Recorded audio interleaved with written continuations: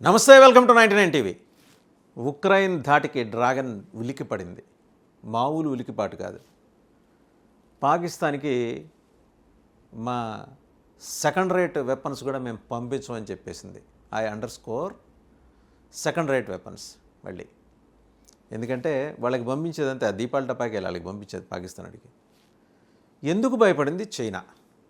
ఎందుకు Xi Jinping ఎందుకు భయపడ్డాడు? ఉక్రెయిన్ హీరో నిజంగా హీరో కాదు, సూపర్ స్టారా? ఇప్పుడు చైనా ఇతన్ని సూపర్ స్టార్గా పరిగణిస్తుంది, జెలెన్స్కీని. అంతకుముందు ఒక టెలివిజన్ ప్రజెంటేటరు ఉక్రెయిన్ ప్రెసిడెంట్ అయిన తర్వాత ఎలా ప్రపంచాన్ని గడగడలాడిస్తున్నాడు, ప్రపంచాన్ని ఒకప్పుడు గడగడలాడించిన రష్యాకి చేత ఏం పోయించాడో ఇవాళ డ్రాగన్ చుంచుముఖం దేశం ఇవాళ చాలా తీవ్రంగా పరిగణలోకి తీసుకుంది. పొర్రపాటున పాకిస్తాన్కి ఆయుధాల సప్లై అంటూ చేస్తే రేపొద్దున తన దగ్గర మిగిలిన ఆయుధాలతోటి ఈ సూపర్ పవర్గా ఎదగటానికి ప్రయత్నిస్తూ వచ్చిన రష్యాతోనూ, రష్యాకి పక్కనే ఉన్న ఉక్రెయిన్తోనూ వచ్చే విపత్తుని ఒక్కసారిగా జియో పొలిటికల్ లెవెల్లో చైనా ఆలోచన చేస్తుంది. ఈ విపత్తు ఎలా ఉండబోతోంది అనేది ఊహిస్తోంది. ఎందుకంటే ఏషియా కాంటినెంట్ అంటే ఆసియా ఖండంలో, అలాగే యురేషియాలోను, యూరప్ ఏషియా రెండు స్వరూప స్వభావాలు ఉన్న దేశాల్లోనూ ఒక ఉక్రెయిన్ రేపొద్దున ఒక సమాంతర శక్తిగా ఎదగబోతోంది రష్యా చైనాలకి టెక్నాలజీ పరంగా. Maybe it's very less in size, compare చేసేప్పటికీ సైజులో చాలా తక్కువ ఉండొచ్చు. కానీ సాంకేతికంగా విసురుతున్న సవాలు, అలాగే దాని యాటిట్యూడ్, ఉక్రెయిన్ దేశం యాటిట్యూడ్ చైనాని కలవరపెడుతుంది. చైనా ఈరోజు వెంచర్ చేయడానికి లేదు. ఎప్పుడు చేసినా ప్రాక్సీ వారే. ఇప్పటివరకు చేసింది 3 యుద్ధాలే నేరుగా, మిగిలినవన్నీ ప్రాక్సీ వార్సే చైనా చేసింది, పరోక్ష యుద్ధాలే. వాడికి వీడికి రూపాయి ఇచ్చి, పావలా ఇచ్చి, అక్కడ రోడ్లు వేసి, డ్యాములు కట్టి, పోర్ట్లు కట్టి, వాళ్ళ దేశాలని కబ్జా పెట్టి ఆర్థికంగా ఆ దేశాలని తమ దిగ్బంధనంలోకి తెచ్చుకున్న చైనా ఈరోజు ఆలోచన చేస్తుంది. యురేషియాలో కానీ ఏషియాలో కానీ తాము ఎట్టి పరిస్థితుల్లో పెత్తందారి పోకడలకి పోతే మొత్తానికే సున్నా అయిపోతుంది, సున్నం పడుతుందని చెప్పి చైనా భయపడుతుంది. ఇవాళ ఉక్రెయిన్ దగ్గర ఉన్న టెక్నాలజీకి సరిపడే టెక్నాలజీ చైనా దగ్గర ఉందా? China is extremely good at constructing dams, developing ports and infra develop చేయడంలో కానీ, laying roads, connecting nations by 6 lane and 12 lane roads. వీటన్నిటిలో కూడా చైనా అద్భుతమైన ప్రగతి సాధించింది. మనం ఏ మాటకు ఆ మాట చెప్పాలి. శత్రుదేశం కదా అని బీలిటిల్ చేసి మాట్లాడకూడదు. ఒక్కొక్కరికి ఒక్కొక్క శక్తి ఉంటుంది. చైనాకి ఏంటంటే డ్యాములు కట్టడంలోనూ, అలాగే రోడ్లు నిర్మించడంలోనూ, పోర్ట్లు నిర్మించడంలోనూ, ఎయిర్పోర్ట్లు నిర్మించడంలోనూ, ఇతర దేశాలకి లోన్స్ ఇచ్చి వాటిని ఆర్థికంగా లోబరుచుకోవటంలోనూ చైనాకున్న శక్తియుక్తుల ముందు ఏ దేశమైనా సరే దిగదొడిపే. బట్ పాకిస్తాన్ దగ్గర కూడా ఒక శక్తి ఉంది, అద్భుతమైన శక్తి. అది మనకు అర్థం కాదు, అర్థం చేసుకోవాలి. ఓ 25 లక్షలు 30 లక్షల సబ్స్క్రైబర్స్ ఉన్న యూట్యూబర్లని కొనేయటం. ఎలా కొనేయటం? Honey traps. అలాగే వాళ్ళని తమ దేశానికి రప్పించుకోవటం రకరకాల మార్గాల ద్వారా. ఒకవేళ అఫీషియల్గా అంటే ఇప్పుడంటే రహదారులు సరిహద్దులు మూసేశాం, పాకిస్తాన్కి భారతదేశానికి మధ్య కమ్యూనికేషన్, ఎయిర్ కమ్యూనికేషన్ లేకుండా చేశాం, అండ్ సముద్ర మార్గాలు మూసేసుకున్నాం.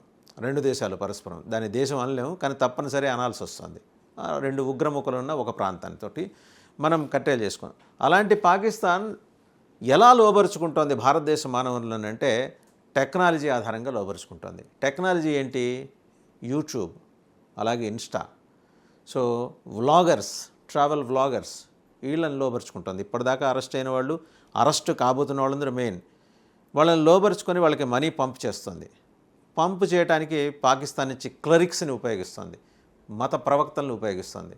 భారతదేశం నిషేధించిన ఇస్లామిక్ రీసెర్చ్ ఫౌండేషన్ వ్యవస్థాపకుడు, పీస్ టీవీ నిర్వాహకుడు జకీర్ నాయక్ లాంటి వాళ్ళని తురుపు ముక్కల్లాగా ఉపయోగించుకొని యూట్యూబర్స్ని, వ్లాగర్స్ని లాక్కుంటుంది.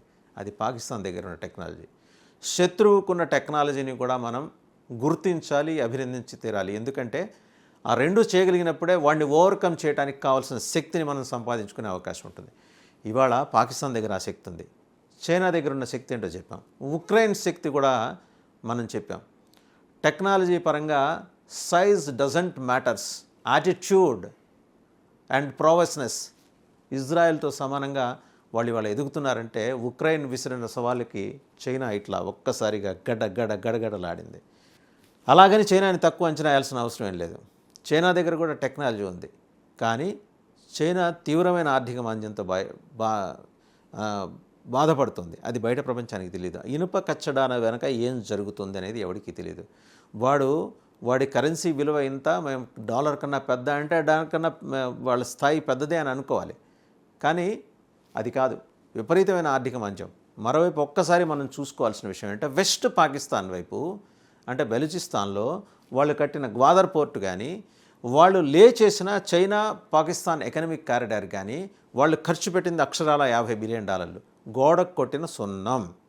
ఎందుకంటే ఆ కనెక్టివిటీని డిస్మాంటిల్ చేస్తూ బెలూచిస్తాన్ తనకు తాను స్వతంత్రం ప్రకటించింది. బెలూచిస్తాన్లోని క్వెట్టా వాళ్ళ క్యాపిటల్తో సహా 80% భూభాగాన్ని బెలూచి యోధులు స్వాధీనం చేసుకున్నారు. Baluchi liberation army they have declared. And Pakistan ఆర్మీకి ధైర్యం సరిపోట్ల బెలూచిస్తాన్ ఏరియాలోకి వెళ్ళటానికి.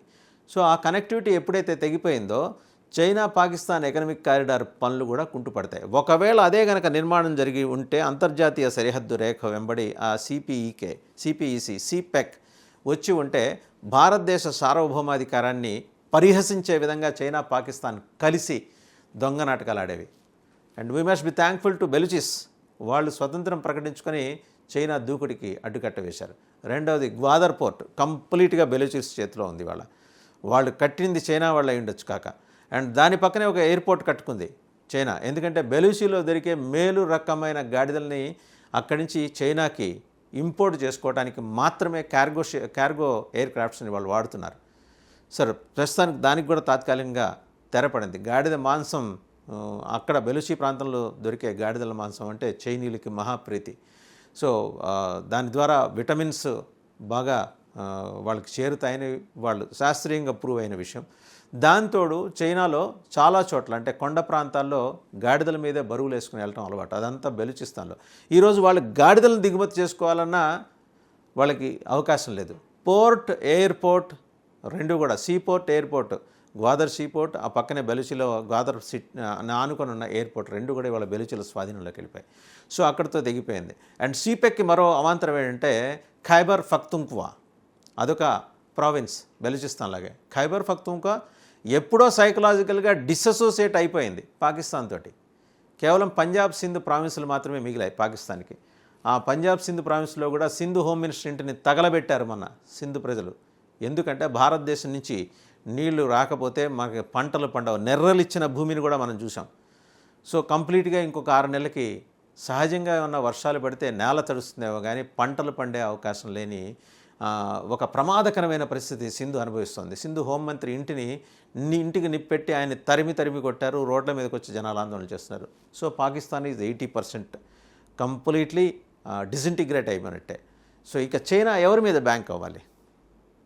ఎవరి మీద బ్యాంక్ అవుతుంది? ఎవరి మీద బ్యాంక్ అవ్వాలి? భారతదేశాన్ని కట్టడి చేయాలని, భారత వాణిజ్య అవసరాలని దుర్మార్గంగా దుర్మాడాలని చైనా చేసిన ప్రయత్నాలన్నిటికీ ప్రకృతి వ్యతిరేకమైంది. ప్రకృతి అంగీకరించలా. So part of Pakistan was separated. చైనాకు అనుకూలంగా ఉండే ప్రాంతాలన్నీ ఇవాళ బెలూచిస్తాన్, ఖైబర్ పఖ్తూన్ఖ్వా దగ్గర ఉన్నాయి. సింధు ప్రాంతంలో అడుగు పెడితే చైనీయుల్ని కాల్చేస్తామనే పరిస్థితి వచ్చింది. సింధు నీళ్లు ఈరోజు ఇండస్ వాటర్ ట్రీటీలో భాగంగా సింధు నీళ్లు మనం పంపించాల్సి ఉన్నప్పటికీ ఉగ్రవాదాన్ని ఆపితేగానే పంపము అని సస్పెండ్ చేసిన దరిమిలా చుక్క నీరు లేదు. ఈ పరిస్థితులన్నీ గమనించిన తర్వాత చైనా పాకిస్తాన్కి ఆయుధాలు ఇచ్చి చేతులు కాల్చుకునే ప్రయత్నం చేయదలుచుకోలేదు.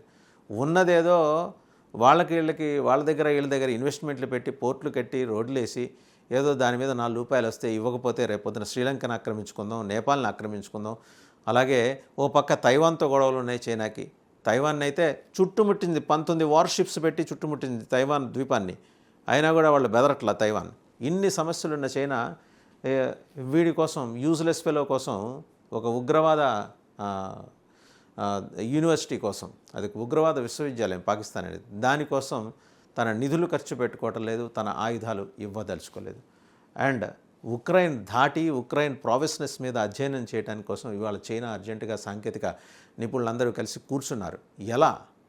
ఎఫ్పివిఎస్ ఏంటి, మన దగ్గర ఉన్న టెక్నాలజీస్ ఏంటి, ఫస్ట్ పర్సన్ వ్యూ డ్రోన్స్ మన దగ్గర ఉన్నాయా, అండ్ ఉంటే మనం భారతదేశం మీద ప్రయోగిస్తుంటే ఎందుకు ఫిటైల్ అవుతున్నాయి. భారతదేశం మీద PL-15 ఎఫ్పివి డ్రోన్స్ అంటే స్మాలర్ సెగ్మెంట్.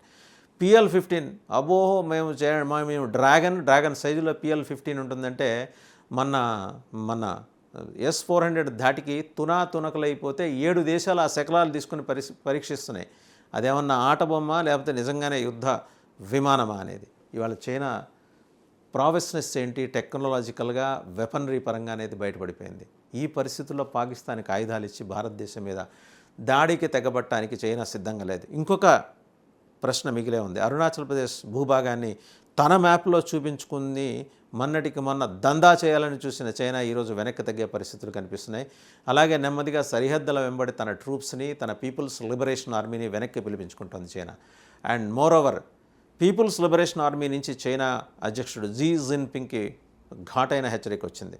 భారతదేశంతో యుద్ధం చేయడానికి మేము సిద్ధంగా లేము, ముందర మీరు చైనా కమ్యూనిస్టు పార్టీలో అంతర్గతంగా ఉన్న మీ అవినీతి శత్రువుల్ని ఎతికి వాళ్ళకి శిక్షలు విధించండి అని. విధించలేని పరిస్థితి. ఎందుకంటే అలా తన డెప్యూటీకి శిక్ష విధిస్తే అతను తిరగబడ్డాడు. ఇప్పుడు పీపుల్స్ లిబరేషన్ ఆర్మీతో కలిసి అతను జీ జిన్పింగ్కి వ్యతిరేకంగా ఉద్యమం చేపట్టాడు. సో ఏ క్షణంలో అయినా చైనా వ్యవస్థ కుప్పకూలిపోతుంది. అదే అదనుగా గనక ఒకవేళ భావించి ఈ ఇస్తాంబుల్ టాక్స్ నేపథ్యంలో రష్యా ఉక్రెయిన్ మధ్య ఏమన్నా ఒక అవగాహన కుదిరితే రష్యా వెనకటి USSR అంతా కలిసి ఒక తాటి మీదకి వస్తే కనుక సూపర్ పవర్గా తిరిగి USSR ఎమర్జ్ అయ్యే అవకాశాలు ఉన్నాయి. యురేషియాలకి ఒక సహజ మిత్రుడిగా రష్యా ఎప్పటి నుంచో ఉంటూ వచ్చింది కాబట్టి ప్రత్యేకించి భారతదేశానికి ఆ దిశగా పరిణామాలు అభిలషణీయంగా ముందుకు సాగాలని ఎవరైనా కోరుకుంటారు. అండ్ అఫ్కోర్స్ ఉక్రెయిన్ కన్సర్న్ ఏంటో కూడా రష్యా వినాలి. అండ్ వీళ్ళిద్దరి పంచాయతీలో డొనాల్డ్ ట్రంప్ వేలు దూర్చి ఒకవేళ దాన్ని ఏమన్నా కంపు చేసే ప్రయత్నం చేస్తే మాత్రం ఈసారి రష్యా అంగీకరించదు, ఉక్రెయిన్ కూడా అంగీకరించదు. చూద్దాం ఏం జరుగుతుందో.